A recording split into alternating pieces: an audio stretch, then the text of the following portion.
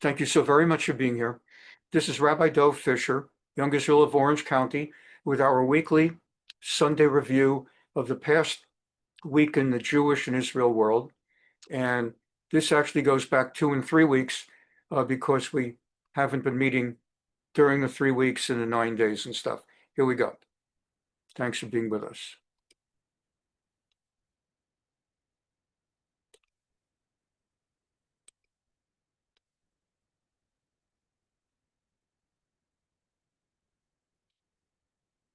I want to show you these pictures that have been the key picture, really, that's been shown right around the world, including on the front page of the New York Times, who's now issued a clarification. We've been on about this for days. It's been clear. People have exposed that the boy, young Muhammad, in this picture was suffering cerebral palsy and all sorts of other conditions, while obviously his mother and his older brother are not starving. So for this to be used as proof of starvation in Gaza was deceptive.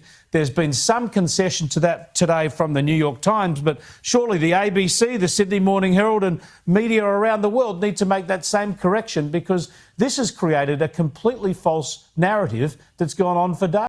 Or the New York Times issuing a correction over an article on famine in Gaza, which featured this viral image of a young boy. So they originally wrote that he was starving, malnutrition. But they recently issued an editor's note saying the child also has a pre-existing muscle condition.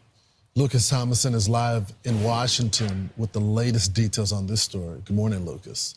Good morning, Lawrence. Images of civilians in Gaza drawing increased attention from around the world following the October 7th massacre, which killed 1,200 Israelis, where 20 hostages remain alive today. The New York Times reports Gazans are dying of starvation. And, quote, here is the headline, guys. After 21 months of devastating conflict with Israel, Gaza's most vulnerable civilians, the young, the old, and the sick, are facing... Notice who wrote the story: Rawan Sheikh Ahmad and Abu Bakr Bashir. Those are your authors of the story to begin with. Already that raises a question. What aid groups say is impending famine. As you mentioned off the top, this photo of an 18-month-old has drawn attention. Now the New York Times updating its piece with an editor's note saying the child, while suffering from severe malnutrition, also had, quote, a pre-existing health problems. A statement on the Times PR handle on X says, quote, we recently ran a story about Gaza's most vulnerable civilians, including Mohammed Zakaria al-Muktawak, who is about 18 months old and suffers from severe malnutrition. We have since learned new information, including from the hospital that treated him and his medical records, and have updated our story to add context about his pre-existing health problems. This additional detail gives readers a greater understanding of his situation.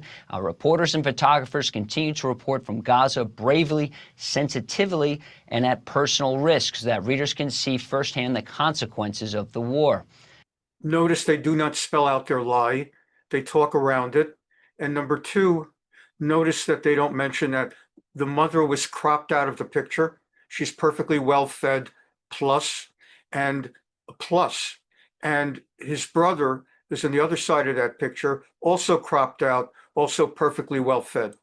Now, Fox's Brit Hume responded, weak tea. The Times made a glaring mistake and can't admit that without praising itself for bravery, sensitivity, and personal risk. And Senator Tom Cotton says, quote, Israel has no responsibility to provide any kind of aid into Gaza. They are repeatedly held to a different standard than the rest of the world. And Israeli Prime Minister Benjamin Netanyahu says, quote, there is no policy of starvation in Gaza, and there is no starvation in Gaza. Guys? All right. Thanks so much, Lucas. Appreciate it. They are getting a ton of aid in there now, and it is flowing in. But I think people are missing the bigger picture, and I think Ambassador Huckabee nailed it. The only why with all this outrage does anyone not bring up the fact that Hamas 3 times in a row has walked away from negotiations, refusing to acquiesce or cut a deal. If they cared about their people, they would do that. But instead, they want to hang out. They don't even care if Israel takes back Gaza. They say, we're going to be snipers. We're going to put IEDs in the road. That is not a group of people that care about the Palestinian people. But it didn't stop Prime Minister Starmer from coming out and saying, if they don't find a way to get more aid in there, I'm going to recognize a Palestinian state. Where is this state? It doesn't exist, and they don't want it. They want all of Israel. You know, Asa, as it relates to the war propaganda, Israel is losing it when it comes to the Gaza story right here.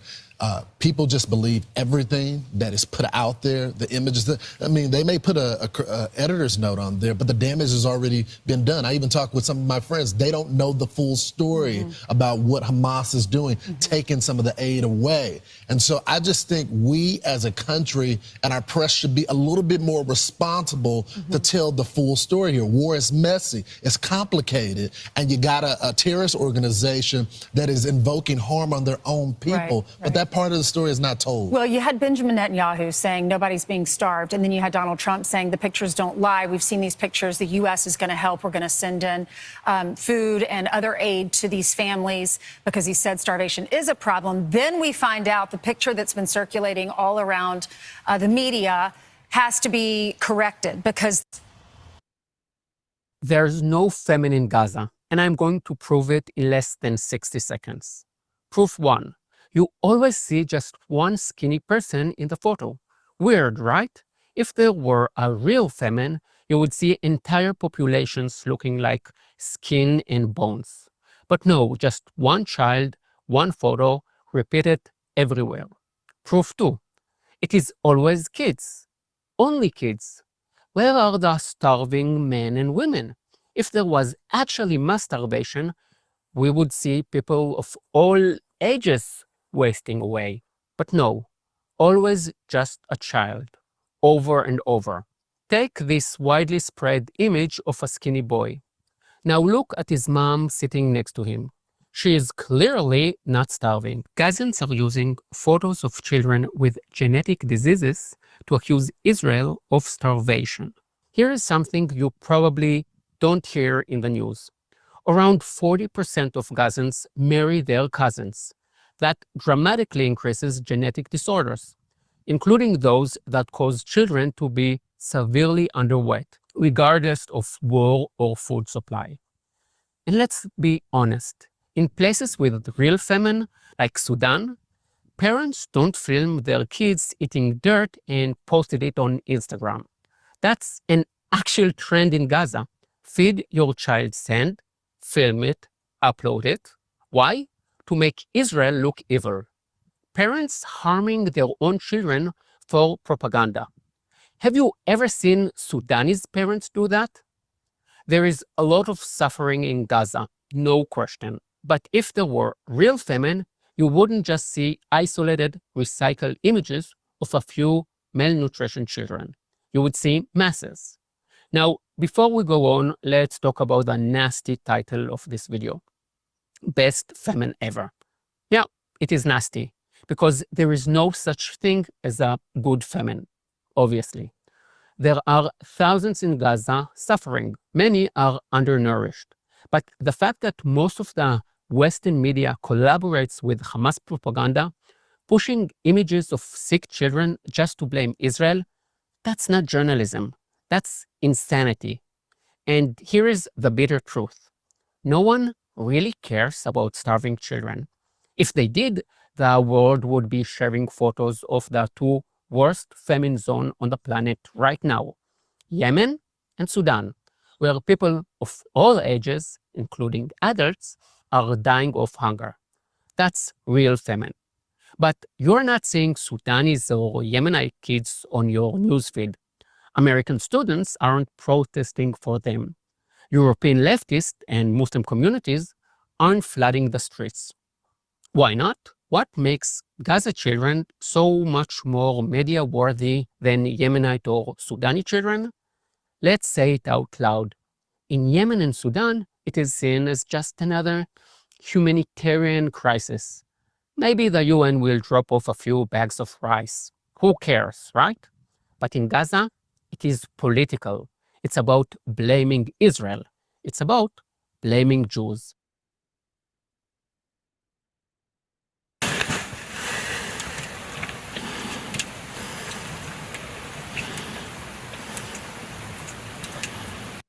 By contrast, this is what Hamas is doing to Jews, Israel, and they are showing it off and promoting it by sending out the video to Israelis to create a national breakdown in morale and force people to start demanding an end to the war from within Israel because they can't stand seeing this. So it's used, starvation, hunger, famine is used by Hamas.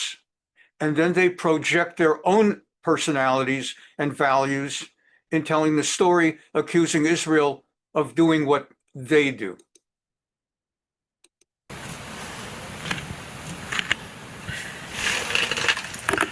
ב-27 שעה 12, אין לי מושג אם יהיה אוכל. אין לי שמץ של מושג מה יקרה עם זה.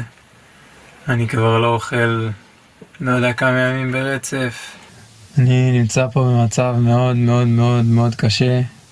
כבר הרבה מאוד זמן, כבר כמה חודשים. אני לא אוכל, בקושי יש מים. אני אוכל ממש ממש ממש מעט. אתם יכולים לראות כמה אני רזה. זה לא פיקציה. Who is filming this? This is not a selfie. Hamas is filming it. זה אמיתי, אין אוכל. הם נותנים לי מה שהם יכולים. אני לא אוכל. אני מרזה מיום ליום. אני נהיה במצב גרוע יותר. אני נהיה חלש יותר. ואין כלום. אין בשר, אין עוף, אין דגים, אין כמעט לחם לאכול. אני אוכל בעיקר פה ושם קצת עדשים ושועית. זה תחילת חודש יולי. אכלתי עדשים. אחרי זה אכלתי עדשים. יום שישי, 4 ליולי, לא אכלתי כלום. אני רושם פה את הכל. יום אחרי זה אכלתי עדשים, אחרי זה עוד פעם עדשים, אחרי זה שועית. יום שלישי, 8 ליולי, לא אכלתי כלום. אחרי זה עדשים. יום שבת, 12 ליולי, לא אכלתי שום דבר. עוד פעם, עדשים, שועית. יום רביעי, 16 ליולי, לא אכלתי כלום. יום חמישי, 17 ליולי, לא אכלתי שום דבר. יומיים ברצף. אחרי זה אכלתי עדשים, עוד פעם עדשים. יום ראשון, 20 לשביעי, לא אכלתי כלום. אחרי זה עדשים, אחרי זה עוד פעם לא אכלתי כלום. עדשים, עוד דוג לי ולכל האסירים, מתוך מה שאני גדלתי עליו במדינת ישראל, שבו דואגים לאסירים, דואגים לשבויים, למי שנמצא בשבי האויב. ונראה שאני מופקר על ידך, על ידי הממשלה הזאת. כל מה שלימדו אותי וכל מה שגדלתי עליו פשוט לא נכון. שקר. The purpose of the film is to create within Israel a mass movement of people to demand that the government withdraw immediately from all of Gaza, give Hamas whatever they demand in order to get this tragic figure, Evyatar back home. That's the purpose of the video.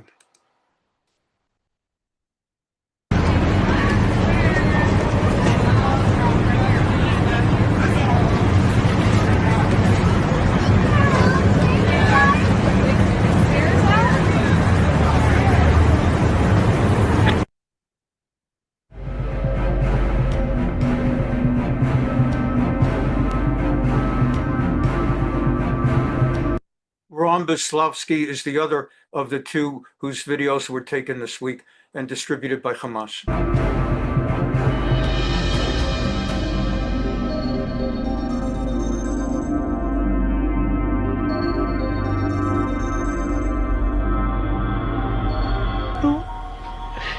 כבר לי האוכל והשתייה.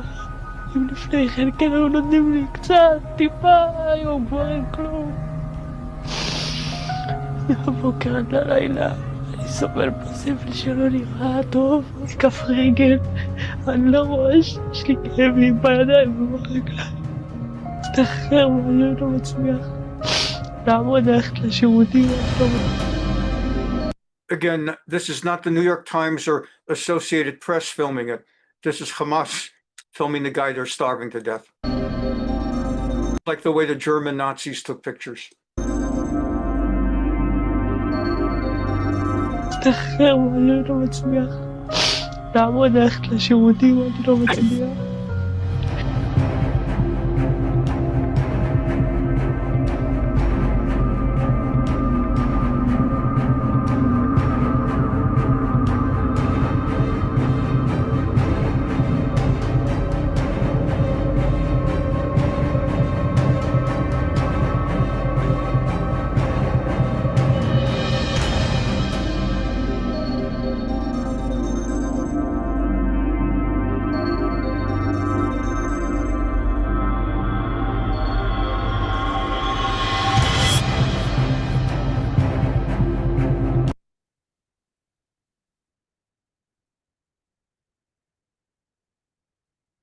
קוראים לי ברסלבסקי, אני בן 22 מירושלים, ואני אסיר של שרה אל-קודס ג'יהאד אסלאמי.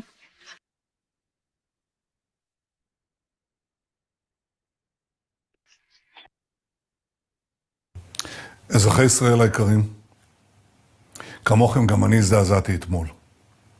ראיתי את סרטוני הזוועה של הבנים היקרים שלנו, רום ואביתר. Citizens of Israel like you, I was shocked by the videos that we saw yesterday of Rome and Evyatar. צלצלתי למשפחות, חיבקתי אותם בשמי ובשם רעייתי, גם בשמכם. I reached out to and phoned the families, hugged them in your name and mine. תראה אותם, נמקים בצינוק. אבל המפלצות של החמאס שעוטפות אותם, להם...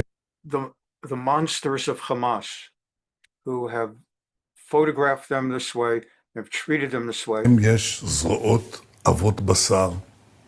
And you see Hamas people handing them food. I cut out some of the video for time, but you see the Hamas guy, he doesn't put his face on the screen, but you see him extend his arm to give a bottle of water, and you see he's got a big thick arm.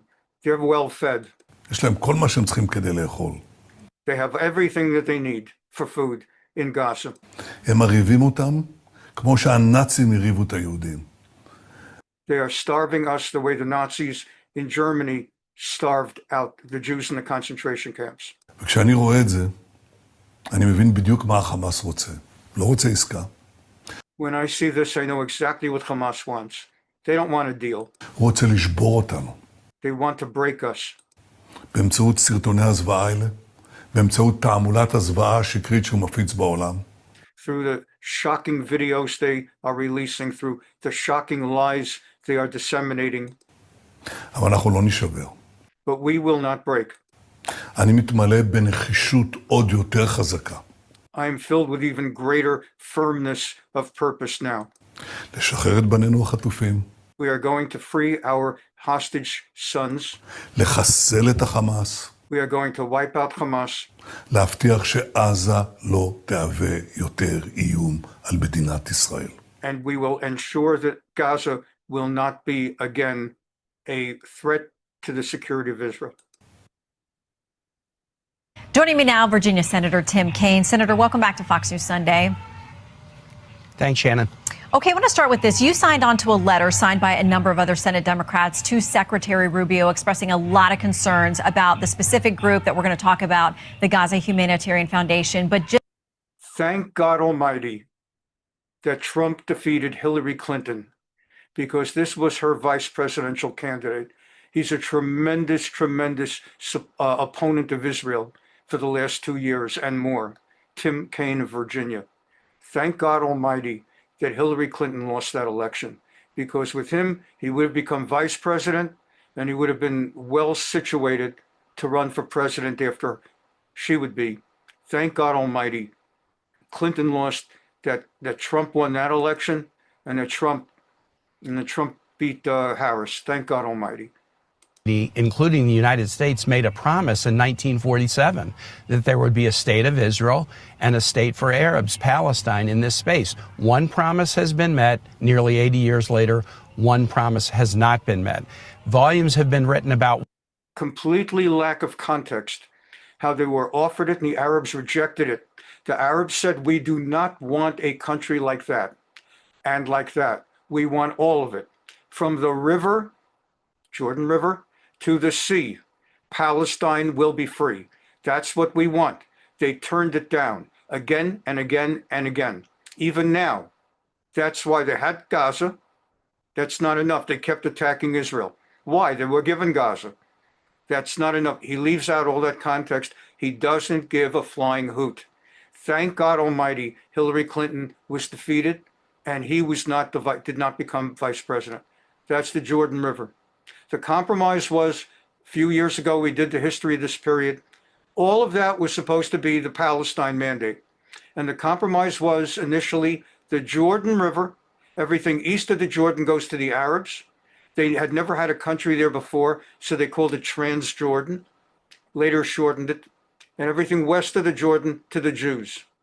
And then they came up with yet another subsequent demand that Israel give up even that, and Israel was ready to give it up, and the Arabs wouldn't accept it. why, but the fact of the matter is two promises were made. One has been met, one hasn't.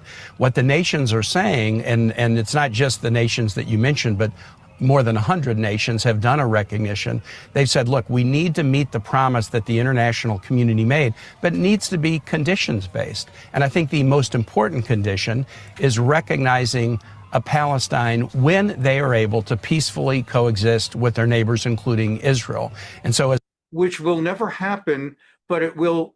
But the Arabs will create a kind of a mock peace if they would be offered. The concern is that they would say, yes, we are ready for peace. They would get their country. It's never going to happen. And then once they've landed with their country, then they would return to where they are right now. By contrast, the one Democrat, the one and only Democrat, even the Jews in the Senate, Jackie Rosen of Nevada and Slotkin in Michigan, have turned on Israel terribly. There's only one Democrat in the entire United States Senate of the 47, Fetterman of Pittsburgh and Pennsylvania. But this is what he says on X. The suffering in Gaza is crushing and real. We've all seen the same images. Many people blame Israel, but Hamas is responsible for this hell on earth, and they could end this today for peace in the region. Where's the global outrage for Hamas to disarm and send the hostages home? Do you worry? Welcome back, America. I'm really pleased to have our friend Ben Domenech. I've always been a big fan of Ben's over the years. Ben, you're considered a scholar and a thinker, a conservative activist for decades. You've covered these areas that I'm talking about over the years, foreign policy. You're the editor-at-large for The Spectator. What do you make of the New York Times, the Washington Post, and the Western media that basically takes up the side of terrorist organizations and really seems to have a hate-on for the state of Israel? Well, I think that one of the biggest things that's going on here, Mark, is a very detectable bias that has been underlying all of their coverage over the years that is now front and center because they are lying repeatedly about the things that Israel is doing. They're trying to depict them in the worst possible light. They are also, quite frankly, accepting the propaganda that is being produced by Hamas and Hamas-adjacent organizations as being the God's honest truth without questioning it in a way that I think is absolutely despicable. And it's, look, we've seen this thing happen before. The way that the media has covered Israel over the years has been very biased and informed by their leftist agenda and all these other different, informing elements that go into the people who are doing these jobs. But right now, they are lying about them in ways that are, quite frankly, unacceptable, despicable, abhorrent.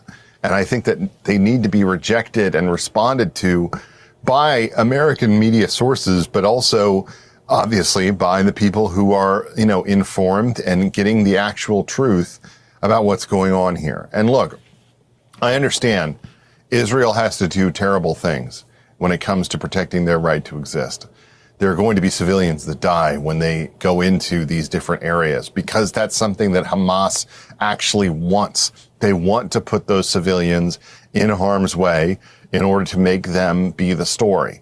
But this is a story about Hamas's refusal to release the hostages that still exist over there, and that their refusal to surrender is something that is backed by other elements within the Middle East that we all know about, that you detailed, that are, backing an agenda of a terrorist organization, which has to be confronted and which Israel believes needs to be destroyed in order for them to affirm their right to exist. The new Israeli aid system is inhuman. This bastard is a real anti-Semite. He's the Labor Foreign Secretary. That's like the Secretary of State. And he's just the worst of the worst. Keir Starmer, the Prime Minister, is bad. But when this guy talks, he talks with passion. He's a real hater. It's dangerous, and it deprives Gazans of human dignity. It contradicts long-established humanitarian principles. It creates disorder Hamas is now exploiting, with distribution points reduced from 400 to just 4. It forces desperate civilians, children among them, to scramble unsafely for the essentials of life. It's a grotesque spectacle, wrecking a terrible human cost. Almost 1,000 civilians have been killed since May, seeking aid, including 100, Mr. Deputy Speaker, this weekend alone.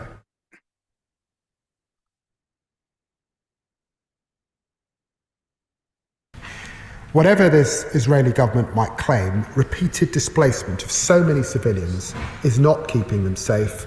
In fact, it's quite the reverse. Mr. Deputy Speaker, the new Israeli aid system is inhumane, it's dangerous, and it deprives Gazans of human dignity. It contradicts long-established humanitarian principles. It creates disorder Hamas is now exploiting, with distribution points reduced from 400 to just 4. It forces desperate civilians, children among them, to scramble unsafely for the essentials of life. It's a grotesque spectacle, wrecking a terrible human cost.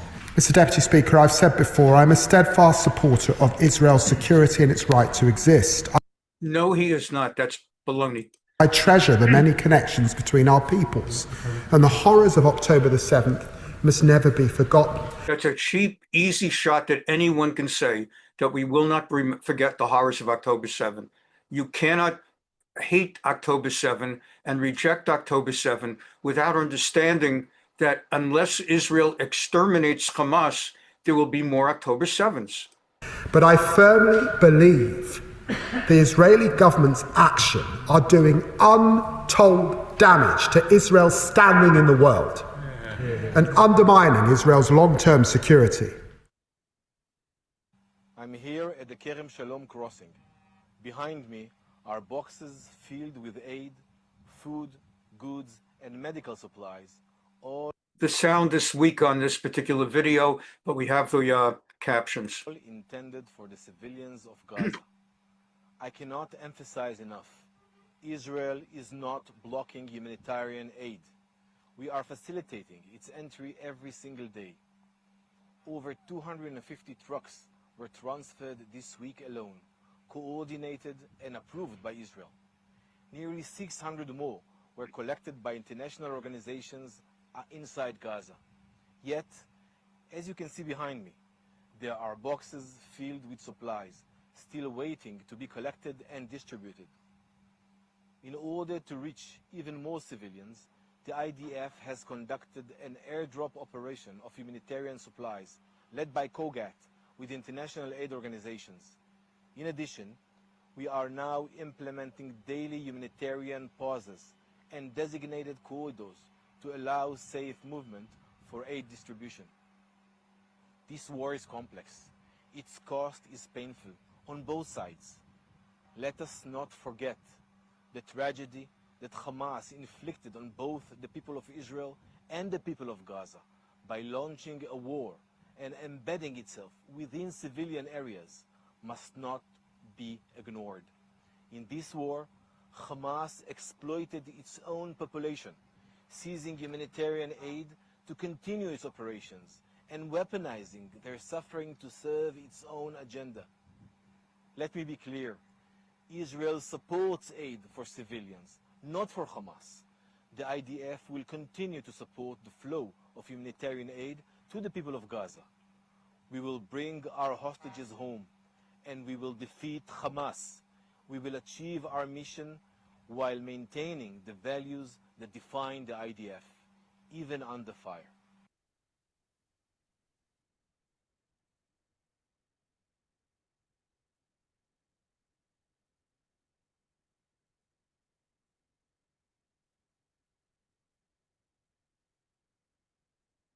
Did you notice how the Associated Press titles this video? Israel Army releases video claiming to show airdrop of aid food. If it were any other country, so-and-so army releases video showing airdrop of aid in Gaza. Only Israel, that's how the AP covers Israel, claiming. What is this? What are they having, like a just parachuting into a parade? What's that?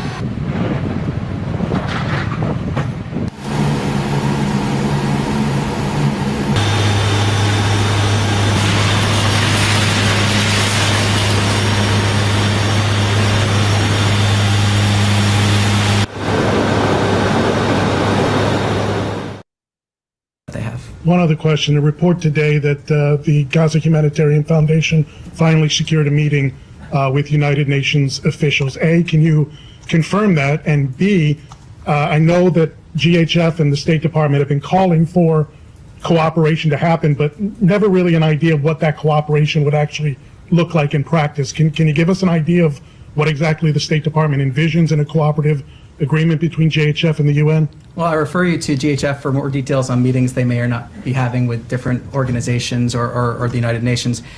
What I can say is we've been clear is that we want to see as much aid as possible go to the people of Gaza without it being looted by Hamas. We've been clear that we want to see creative solutions, that there's a mechanism in place that has been able to deliver 110 million meals without it being looted by Hamas. We've also been clear in our concerns about how other different delivery systems have seen issues when it comes to the diversion of aid. So the specifics, we'll see exactly. The president's talked about wanting to see more aid get into Gaza. We've seen, for example, from this podium, talking about how the ambassador and Special Envoy Witkoff have briefed the president after their recent trip to the region. We'll see what specifics come out in terms of future steps, but there are many options being discussed. We want to see as much aid get to the people of Gaza without it being looted by Hamas as possible. Yes. Chair recognizes the Senator from Arkansas. Well, here we go again. Hamas is on the verge of defeat, so it's cranked up the propaganda machine once again. Now, Hamas wants the world to believe that Israel has undertaken a campaign of deliberate starvation of the Gazan population. And as usual, Hamas can count on an international media and political chorus to fight their battles for them and try to bully Israel into submission. So I'd like to set the record straight.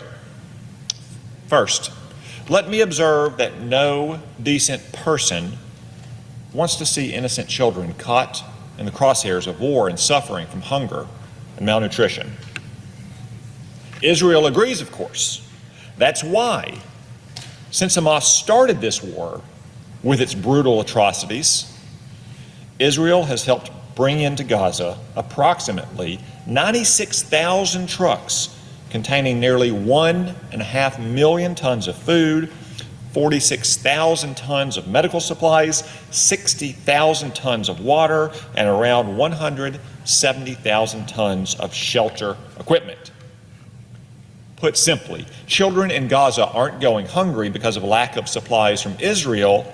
They're suffering because Hamas uses food and humanitarian aid as a weapon to stay in power. Now, you may see these easels next to me and believe I'm about to show you heart-wrenching images of malnourished kids. That's what some more gullible senators have done lately. And I'm afraid to say gullible might be a charitable way to describe their motives. Much like the New York Times buying hook, line, and sinker the images of Gazan children afflicted with terrible diseases, but passed off as malnourished. But no, I have other images to show, namely the immense volume of food that's being ruthlessly withheld from the children of Gaza. Pallets and pallets of United Nations aid are just waiting to be distributed to the children of Gaza.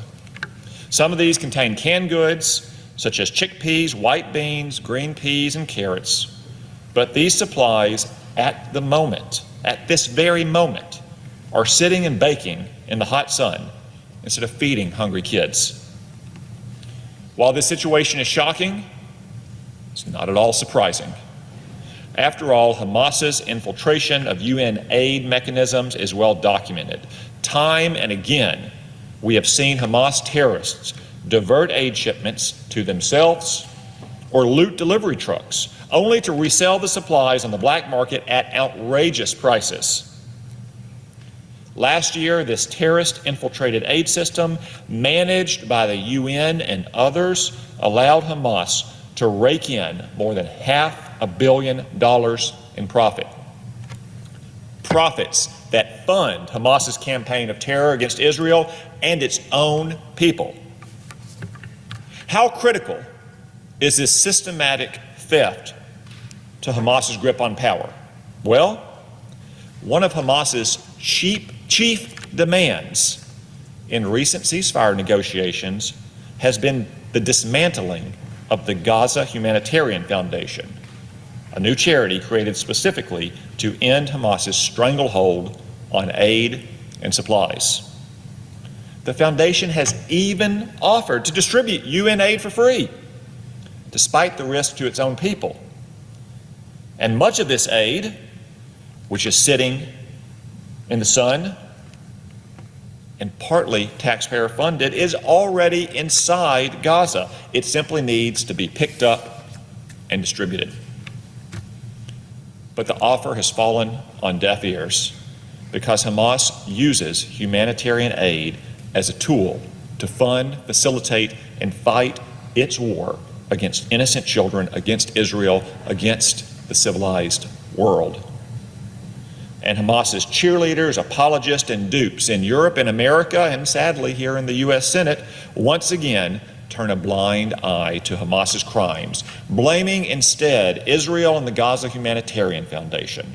They demand that Israel agree to a ceasefire that preserves and rewards Hamas, while also delivering even more humanitarian aid to Gaza for Hamas to steal and exploit.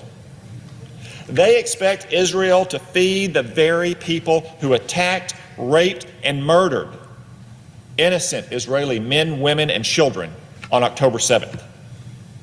And I would remind everyone, not a few American victims as well. Once again, Israel is facing demands placed on no other nation in the world.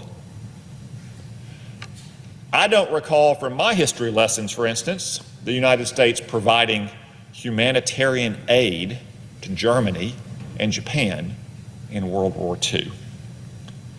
On the contrary, the Allies imposed naval blockades that led to widespread shortages in those enemy nations.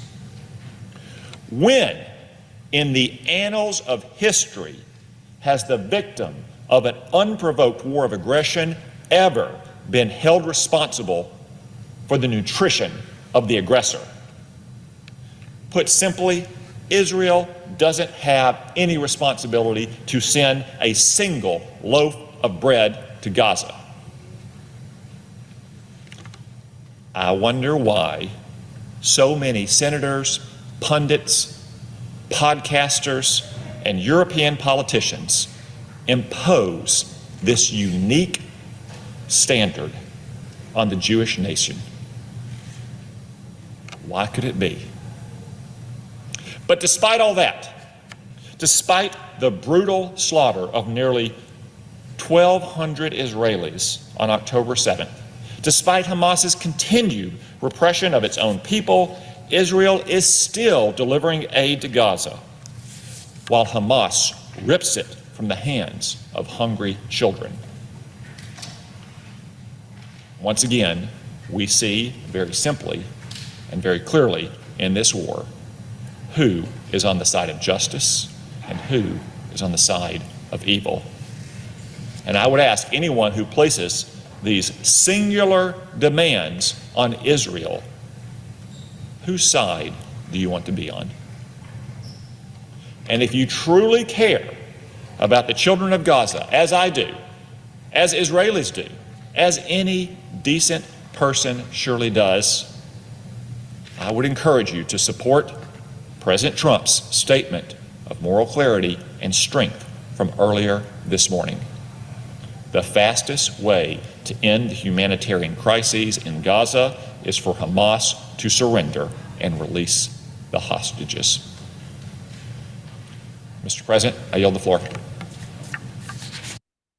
To go back to Gaza, I know you all have said repeatedly that the situation and starvation that we're seeing is because Hamas is blocking progress, or you've said because the UN organizations aren't willing to work within the framework of GHF and then that Israel has set for aid distribution. We all acknowledge, obviously, that Israel controls Gaza's borders completely, and it is limiting food to the population because Hamas has not agreed to its terms.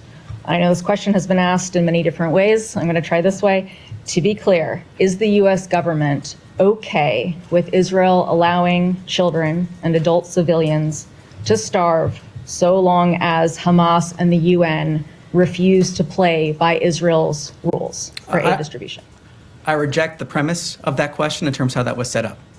This humanitarian catastrophe lies at the feet of Hamas, who could end this conflict today by releasing the hostages and laying down their arms. Hamas. That suggests that short of Hamas doing that. Kids are dying, doctors don't have medicine, they don't have fuel. This is something that we have dedicated, the president and the secretary have been dedicated to getting as much aid as we can into Gaza in a way where it's not being looted by Hamas. It is something that we... Short of a change by Hamas, the U.S. government will stand by. I'm going to answer this question. We have been dedicated to getting those 90 million meals into Gaza in a way where it has not been looted by Hamas. We have been dedicated to getting aid into Gaza. It is something that the secretary and the president have talked about, worked for. These discussions of getting more aid into Gaza have been part of that ceasefire we are hoping for. But again, the blame of this lies at the feet of Hamas, and that is the fact of the matter. Short of Hamas doing something, changing its behavior, the U.S. government will allow the situation to proceed as is. The U.S. government is supporting an effort to get 90 million meals into Gaza. The U.S. government is supporting an effort to get as much aid as possible to the people that need it without it being looted by Hamas. That is the actions of the U.S. government in terms of supporting that effort, and we call on others to support that effort to get as much aid as we possibly can. Of course, it will never be enough. It is something we are continually working for, to get more and more aid in what ways we can without being looted by Hamas every single day. Last question. Has President Trump seen images of the children or other civilians starving recently this week? What I can speak to is President Trump's comments before that he has said publicly about wanting to get aid into Gaza. Yes. Thank you. The criticism against the Gaza Humanitarian Foundation is basically controlled by Israel. It's designed by Israel, is controlled by Israel, and therefore is weaponizing the food against the Palestinians, where before the creation of the GH.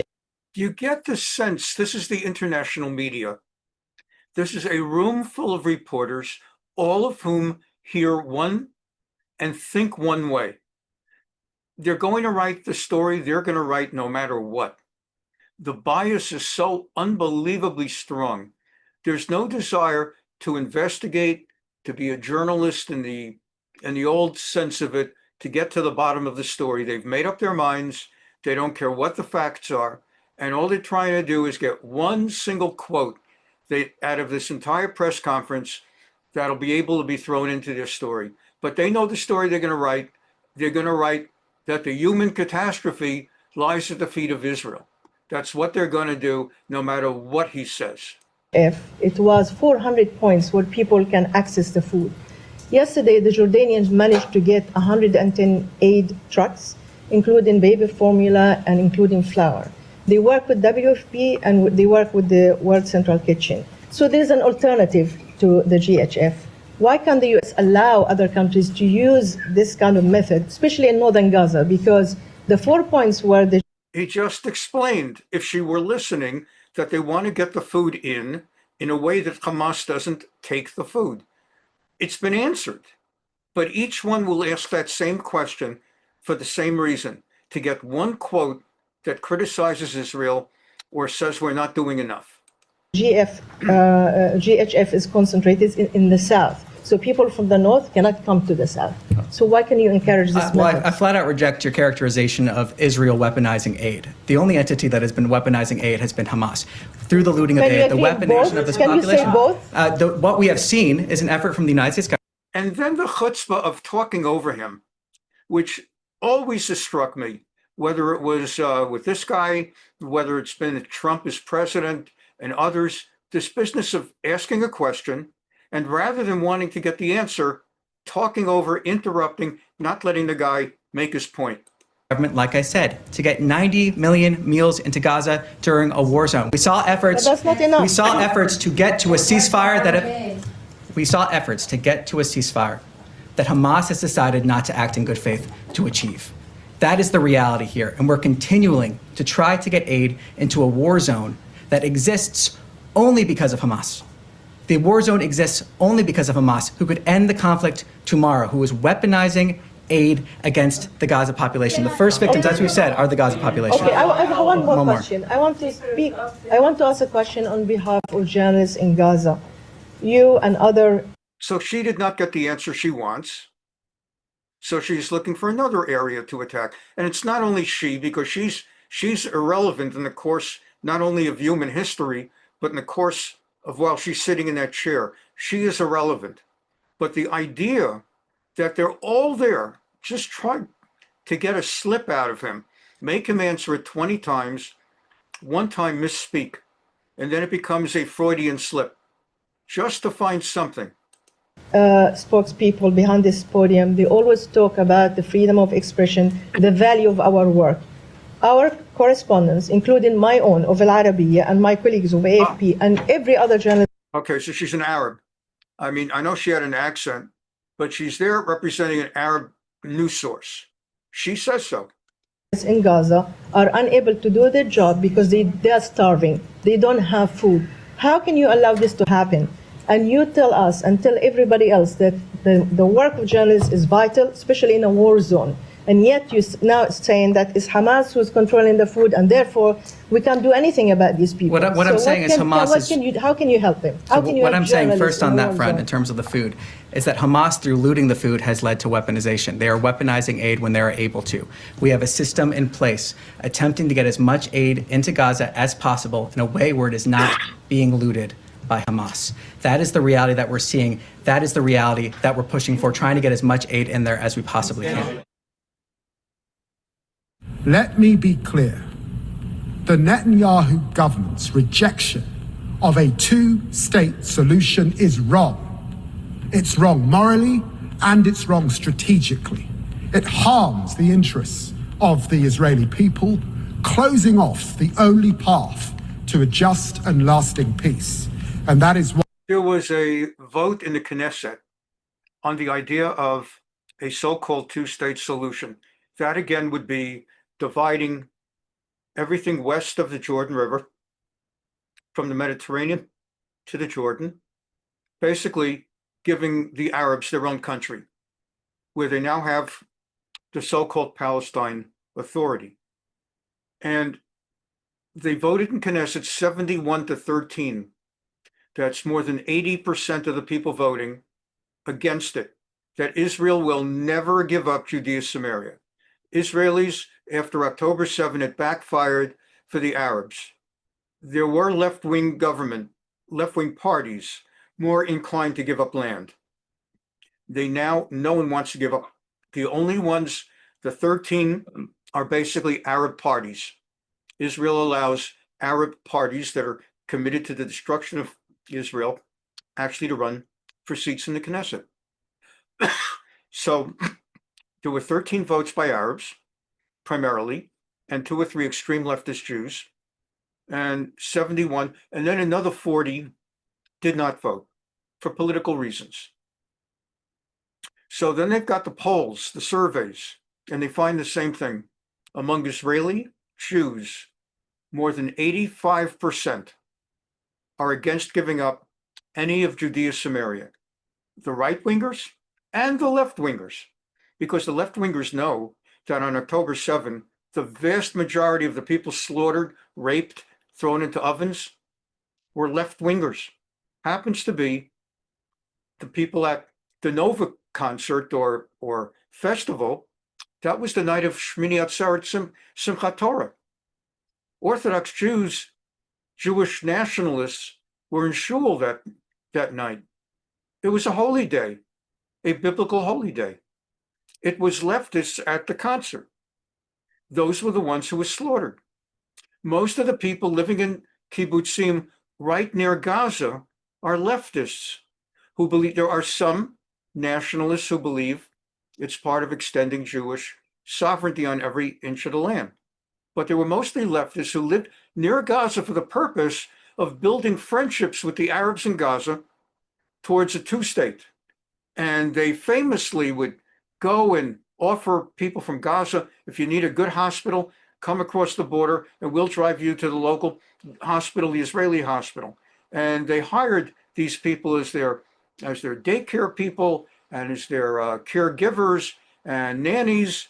And we've been through all this 1,000 times. Israelis will not go for a two-state solution. It's never going to happen. It also would require uprooting more than approximately 1 million Jews, 1 million, from their homes, their houses, up and down Judea, Samaria. 1 million people would have to be taken out of their homes. It also would mean having to uproot all Jews from the eastern part of Jerusalem. There's not really an East Jerusalem, West Jerusalem. It's one united city, but it's got like an old town. If you've ever been to like Old Town Albuquerque or Old Town Pasadena, it's an old town. That's East Jerusalem. It's part of the greater city. It would mean uprooting half the city. All the Jews have to leave. 350,000 Jews. This is never going to happen. 40 years ago, 30 years ago, people could talk about it. Maybe it could have been doable. The numbers weren't there. Now the numbers are there. It's never going to happen. And this bastard and his country are the ones who caused the problem because they had the Palestine Mandate from World War I, and they are the ones who tore it up this way and that way and deliberately intensified and incited Jewish-Arab problems in order for them as colonialists and imperialists to hold on to the land. Because as long as the Jews and Arabs couldn't get it together, Britain had an excuse to be in charge, just as they did with India, how they had the Hindus and the Muslims, and as they did in Ireland with the Catholics and the Protestants, and they would keep people fighting each other so that they, the colonialist British, could say, we need to be here to hold the peace. And now the times have changed because Jews blew them out of there, the Irgun and the Lehi, along with the Haganah. So now he's talking to, it's too late, never going to happen. And the tone, when you listen to his tone and his words, you see who you're dealing with, a real hater. Why we are determined to protect the viability of a two-state solution. And so it is with the hand of history on our shoulders that His Majesty's government therefore intends to recognize the state of Palestine when the UN General Assembly gathers in September here in New York.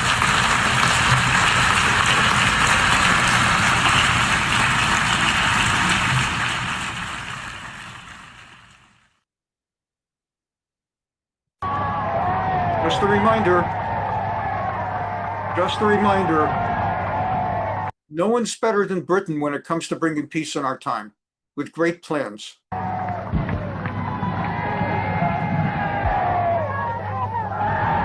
I cannot see this enough. I need to see it again and again and again to remember who these people are.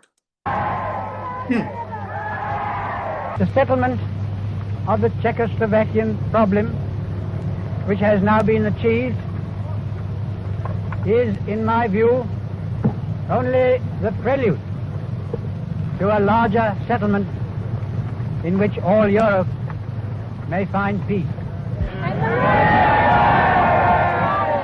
They sold out Czechoslovakia. Hitler invaded Czechoslovakia. He had no right and he had to get out. And the British gave him Czechoslovakia. Two-state solution. You'll have Germany and you could have Czechoslovakia, but leave the rest alone. And Hitler knew who he was dealing with. This morning, I had another talk with the German Chancellor, Herr Hitler. And here is the paper which bears his name upon it as well as mine.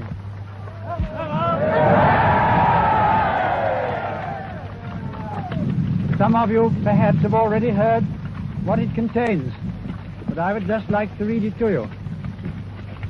We, the German Führer and Chancellor, and the British Prime Minister have had a further meeting today and are agreed in recognizing that the question of Anglo-German relations is of the first importance for the two countries and for Europe. We regard the agreement signed last night and the Anglo-German naval agreement as symbolic of the desire of our two peoples never to go to war with one another again. Sammy Wilson. Thank you, Madam Deputy Speaker. The disturbing images from Gaza, of course, lead us all to come to the conclusion that this war must end. But we must remember that it was started because terrorists raped, burnt, murdered, took captives and still abuse those captives today. And the war could finish tomorrow if they release those captives and agree to cease fire. There's been much said today about Israel trying to starve the people of Palestine. The fact is that since the new arrangements went in place to stop Hamas stealing aid, 82 million meals have been supplied through the new arrangements to Gaza. And I think that our government should be, instead of talking about a two-state solution and talking about recognising a state which doesn't exist, and if it did exist, will be controlled by terrorists, we should be standing by the government which is seeking to have justice for its own citizens.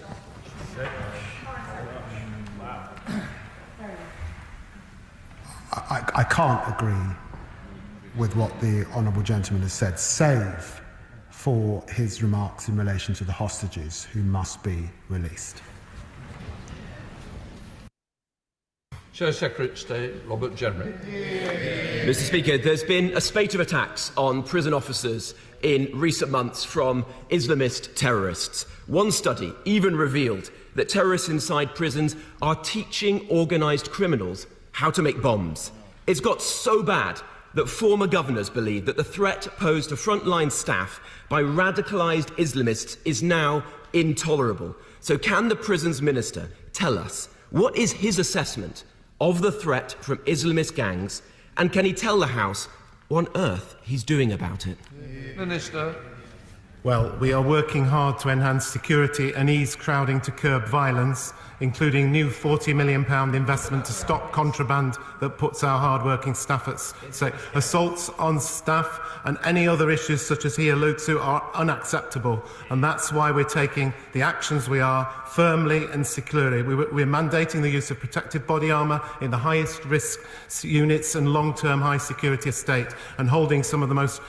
England has its hands full with all the Arab Muslims they've taken in since the Syrian civil war. The Arabs now make up 6% of the vote in England and 10% in France. You got that? Western Democratic election, 6% voting bloc of Arab Muslims.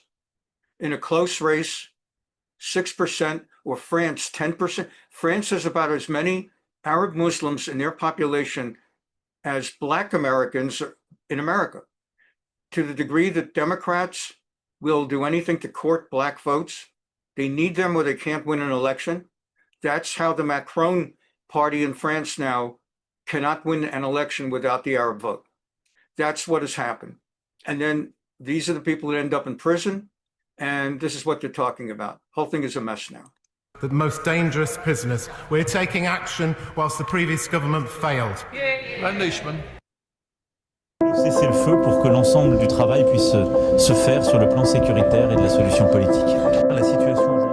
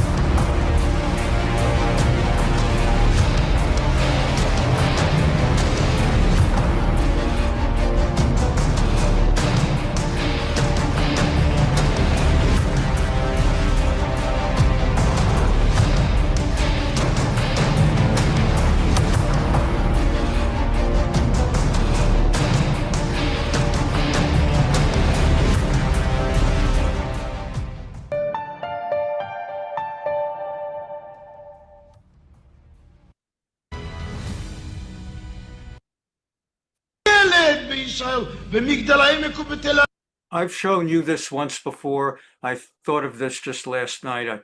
It's just Prime Minister Begin, boy, do I miss him, met with Willy Brandt, I believe it was, or whoever, or Schmidt, He was the German chancellor in 1981. And he was telling Schmidt called on Israel to give up what they call the West Bank, what is properly called Judea Samaria.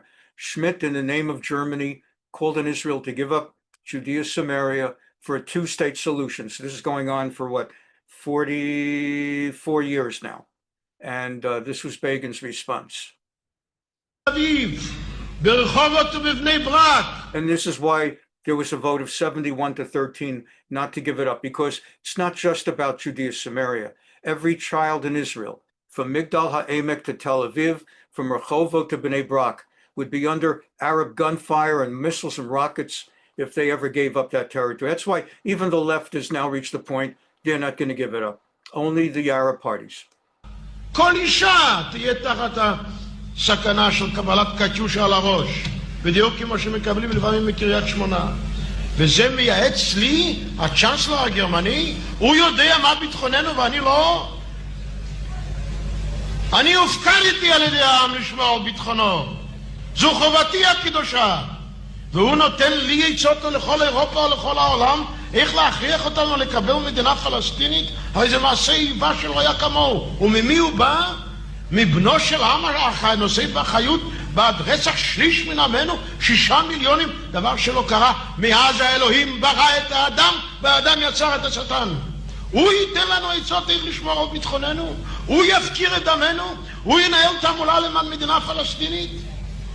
אז כשאדון שמיט, צ'אנסלר, תסלחו לי רבותיי, אני באתי מן המחתרת הלוחמת, אני לא מפחד מפני אף אחד, אני אומר לו את האמת בפניו, אין לי שום סיבה לפחד, אנחנו ראינו את המוות לעינינו כל יום. אז כשהוא אומר דברים כאלה אני לא אשיב לו? אינני יודע מה שקרה עם עמי, אינני יודע מה שקרה עם משפחתי, אינני יודע מה שקרה עם אחותיכם ואחיכם? מה, אינני יודע? הוא אחרי כל אלה יאמר לנו תקימו מדינה פלסטינית? כלומר, תעמידו את 3.5 מיליון היהודים בארץ ישראל בסכנת מוות וכיליון? ואני לא אשיב לו? לא שיבותי לו. כמו שצריך, ידידי. אני לא מוותר אפילו על מילה אחת ממה שאמרתי. ואם יש כמה יפי נפש שככה החלו להקם את האף שלהם, יהיה להם אף עקום.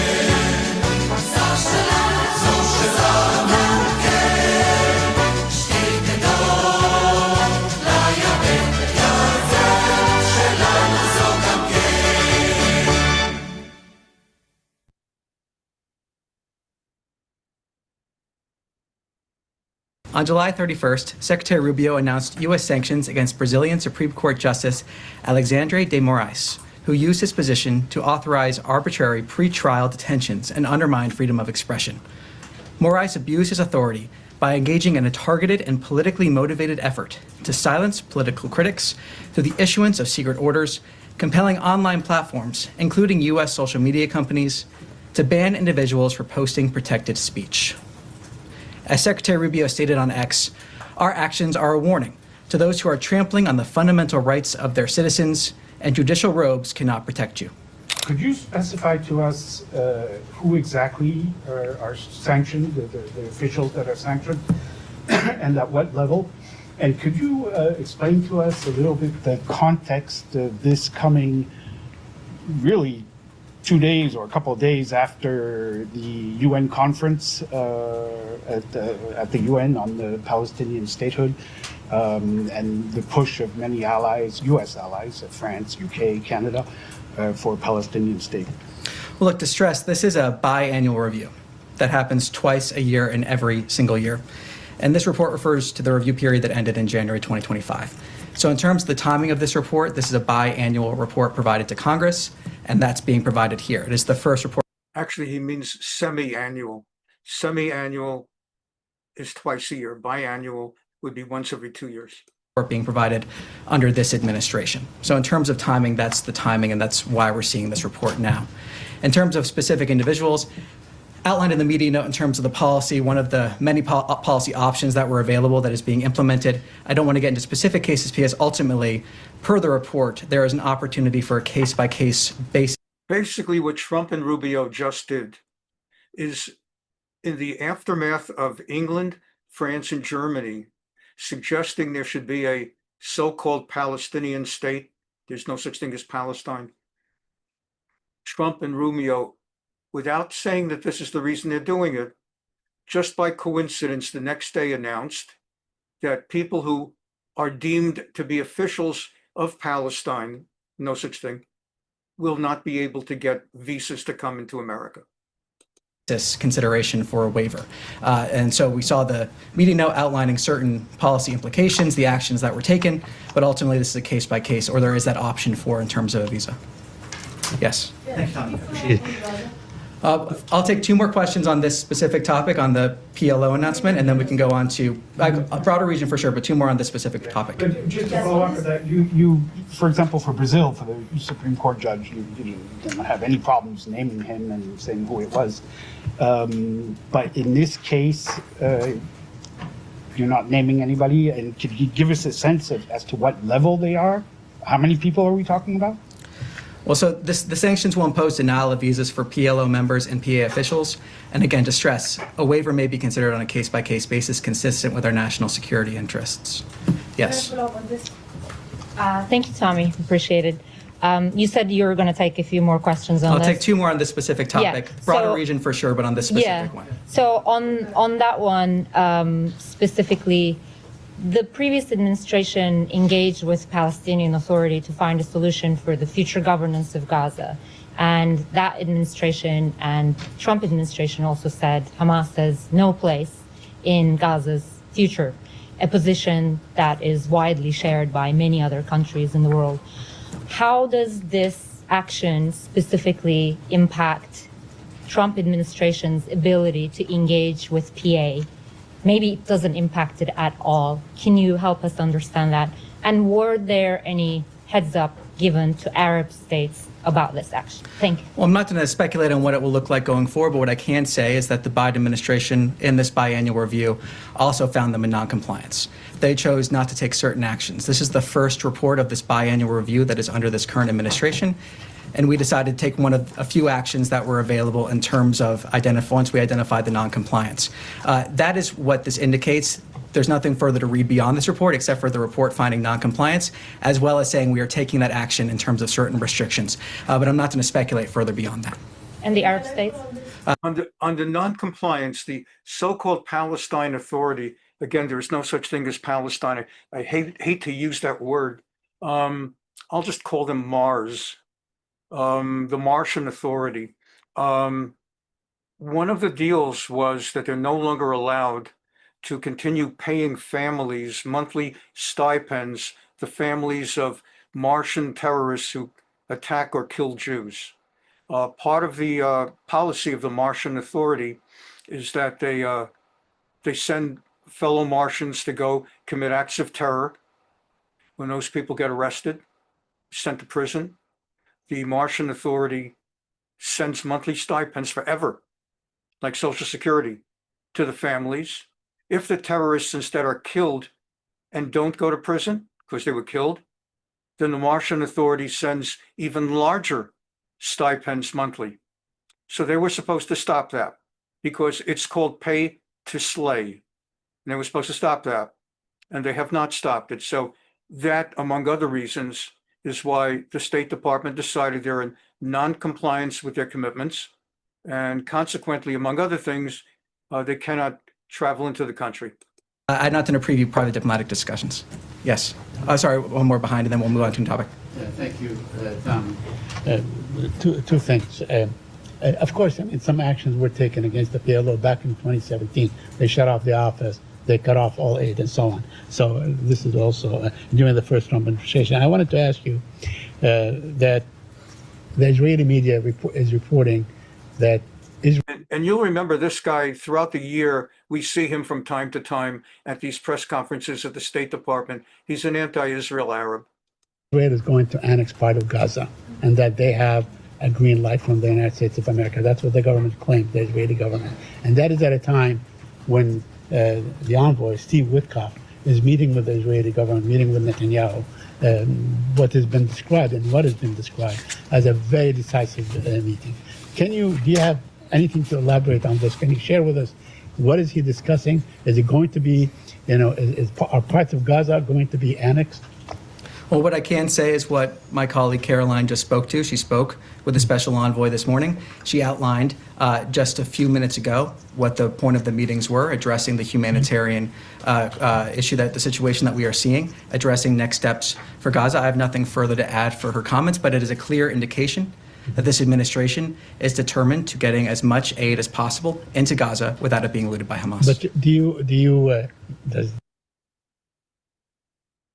Today, the United States informed Director General Audrey Azoulay of the United States' decision to withdraw from the United Nations Educational, Scientific, and Cultural Organization, also known, of course, as UNESCO. Continued involvement in UNESCO is not in the national interest of the United States. UNESCO works to advance divisive social and cultural causes and maintains an outsized focus on the UN's Sustainable Development Goals, a globalist ideological agenda for international development at odds with our America First foreign policy. UNESCO's decision to admit the, quote, state of Palestine, end quote, as a member state is highly problematic, contrary to U.S. policy, and contributed to the proliferation of anti-Israel rhetoric within the organization. Continued U.S. participation in international organizations will focus on advancing American interests with clarity and conviction. Based on President Trump's executive order, continued participation in international organizations is under review, and this is one result of that review, confirming the importance of making sure that all of what we do comports with the America First agenda. And finally, in today's topper, President Donald Trump met with Philippine President Ferdinand Marcos Jr. in Washington, D.C., following Secretary Rubio's meeting. Okay, we'll skip that. It's not pertinent to us. This Trump administration, it's just unbelievable. It's only half a year how much he has done for Israel. The U.S. has imposed sanctions on UN Special Rapporteur. Many of you who follow this stuff extra carefully know the name Francesca Albanese. The rest of us don't know her name. She's the official United Nations. The term they give her is the rapporteur. Rapporteur, it's written in French spelling. And her job is to regularly report to the United Nations on what's going on with Israel and the Arabs, specifically the so-called Palestinians. We'll stick with the term Martians, because there's no such thing as Palestinians. There might be Martians, but there are no Palestinians. She's a vicious, vicious anti-Semite, has been in her position for years, and Trump made clear that America doesn't want that anymore. As a result, first of all, Trump, just the other week, announced sanctions that basically are going to keep her out of the country, except I guess if she gets a special waiver to go straight from the airport to the UN for her job to report and then go out. But we're closing down her bank accounts. We're sanctioning any bank in the world that does banking with her, even a private checking account. And they really are going after her in the, not literally, but the jugular. And the story that'll follow immediately after is there are 4 people on the UN Human Rights Council whose job basically is to rip into Israel morning, afternoon, and night, day after day, year after year. So there's Francesca Albanese and these 3 lower level lowlifes. As soon as Trump announced the sanctions on Albanese, the next day, all 3 of the remaining ones held a press conference and they all resigned their jobs, afraid that they're all going to get sanctioned the same way. So they all quit their jobs. Right now, the UN is trying to find other suckers to take those jobs. On occupied territories, Francesca Albanese, over her comments on Israel's military offensive in Gaza, she's certainly made a few of them and all in one direction. The Italian lawyer has called on the UN Human Rights Council to take court action against the US and Israel, as Albanese wants to cut off trade and financial ties with Israel over its strikes on Gaza. US Secretary of State Marco Rubio has accused her of bias, claiming Washington will not tolerate her actions. And 3 top investigators behind the United Nations' most controversial probe into Israel have quietly stepped down, raising questions about the future of the commission and whether pressure from Washington played a role. ILTV's Mayan Hoffman has the latest. The 3 members of the United Nations Commission of Inquiry on the occupied Palestinian territory have all resigned, effectively dissolving the leadership of one of the UN's most criticized investigations into Israel. Times of Israel reported that the commission's chair, Navi Pillay, an 83-year-old South African jurist and former UN High Commissioner for Human Rights, resigned on July 8th, citing age, health issues, and other commitments. Chris Sidoti followed the next day, saying her departure marked a natural point to reconstitute the commission. Milun Kathari, the 3rd member, also stepped down, noting a mutual understanding among the group. Their resignation letters, submitted to the president of the Human Rights Council, were posted on an internal UN site, but only became public this week, first reported by the watchdog group UN Watch. Despite their exit, the commission itself will continue, pending the appointment of new members. Council President Jörg Lauber has asked member states to propose replacements by the end of August. Since its launch, the commission has released reports that overwhelmingly blame Israel for the conflict with the Palestinians. Critics, including Israel, the United States, and several Jewish organizations, have long accused the panel of anti-Israel bias. Kathari sparked outrage in 2022 when he claimed that social media was controlled by the Jewish lobby and questioned Israel's legitimacy at the UN. Comments Pillay later defended. Pillay herself has repeatedly downplayed concerns about anti-Semitism and dismissed Israel's security threats as fiction. Their resignation comes amid a broader U.S. crackdown on international investigators seen as targeting Israel. In recent months, the UN has sanctioned top figures like International Criminal Court prosecutor Karim Khan and UN Special Rapporteur Francesca Albanese. Opponents of the commission say the resignations mark a turning point. Advocates call it overdue. You make the observation in your book, and you. We close today's program with this clip, and as I said, more than 3 hours of material or so have accumulated during the 3-4 weeks we weren't meeting. So I've gone with half of it this week to cover the main topics of hunger, famine, and the so-called two-state. And next week, I'll have more of the things that have gone on over the last 3 weeks, including a lot of anti-Semitic stuff overseas. We're going to conclude now with this 2-minute clip from maybe 40 or 30 years ago, 33 years ago. Ted Koppel of ABC Nightline interviewing Richard Nixon, who was looking back on his period as president. And I'll let this play. And with this, we'll close. Say that you have said it many times when you were president of the United States that no president is ever going to desert Israel, right? Correct. I put it more bluntly. I said, as I told congressional leaders during the 1973 Yom Kippur War, no American president will let Israel go down the tube. All right. Democrat or Republican, it's not an issue. That is stated fairly categorically, and yet in your book you make it clear at the same time that Israel really is not of any enormous strategic value to the United States anymore. That's correct. So why then would the United States continue to burden itself with huge loans, in some cases outright grants, to the Israelis, jeopardize possibly young American fighting men, when there is no strategic value involved, or little strategic Because the United States is concerned by more than strategic values. That's maybe a weakness, but it's the way we are. And there are moral issues involved here. We don't have an alliance with Israel, as you know. They're not an ally of the United States in the technical sense. But we have a bond to Israel that's much stronger. It's a moral commitment. A moral commitment because of what happened during the Holocaust, and a moral commitment because it is a democracy, the only democracy in that area. And under the circumstances, that is why American presidents and the American people in the future will support all out the survival of Israel if it's attacked. You've always been a very tough, pragmatic man.